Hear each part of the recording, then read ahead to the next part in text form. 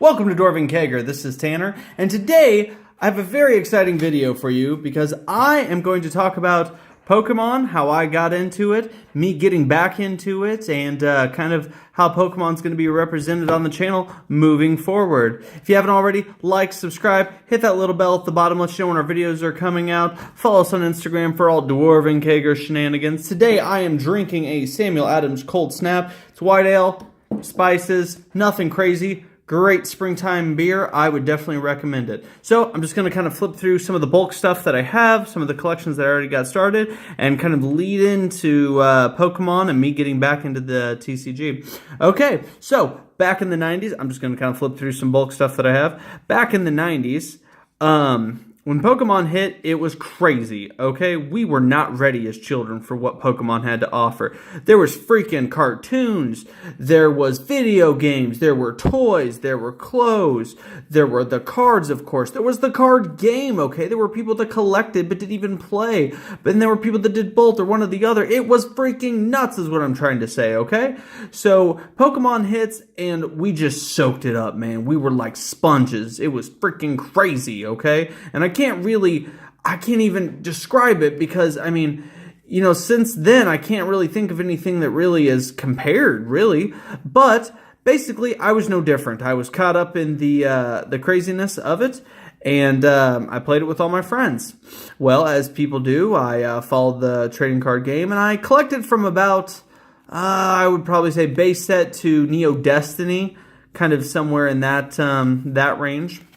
And then I kind of got out of it a little bit, moved on to Yu-Gi-Oh! Magic, some different stuff. I don't know if these codes still work, but this is just some random crap that I've picked up over the years.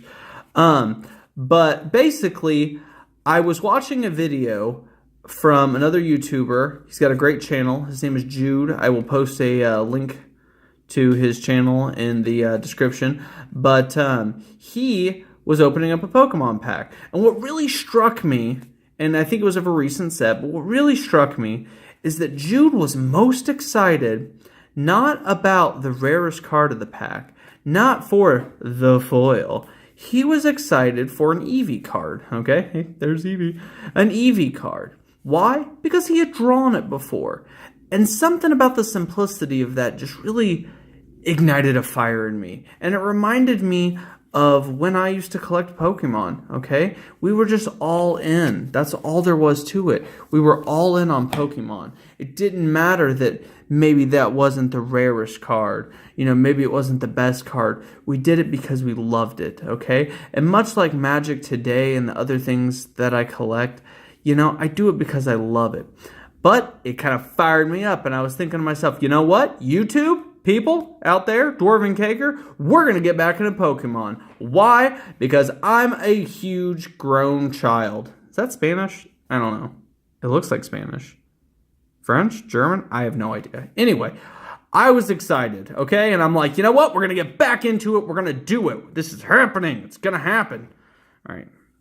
So basically, I did some research because, you know, I am a collector at heart. And so I wanted to get back into a set, a modern set of Pokemon, if you will, that had some, you know, incentive, basically, to get back in. And you know what I landed on? Here we go, people. Ultra Prism. And the reason I decided on Ultra Prism, opposed to any of the other modern Pokemon sets, is the fact that they have gold cards in them. At the filming of this video, the gold cards are somewhere around 50 to 60 bucks a piece, okay? And the odds of getting them are very low. So I thought to myself, you know what? This is the set. This is what I'm getting back into. All right. I was just flipping through my bulk cards, but this is my base set. I'm trying to get completed. These are just basically all the original cards. But there's something about, like I said, watching Jude open that pack and just being so excited for a card that wasn't even the rarest one or the most, you know, special card, but just because he loved it, it just fired me up and it made me want to get back into it. Okay, this is almost a complete set, by the way, if you're curious. I'm missing a couple cards, the big three, basically. So I'm missing Charizard, Blastoise, and Venusaur. But, you know, I was just thinking to myself, let's get back into it. Let's get back into Pokemon. So, moving forward, I am going to be opening Ultra Prism, Sun and Moon, until we find the gold card. But much like the Dragon Ball Super cards that I've been opening, we're going to do it together. We're going to do it with you guys, because you guys are the best, okay? So, moving forward, let's crack some packs. Till next time, cheers.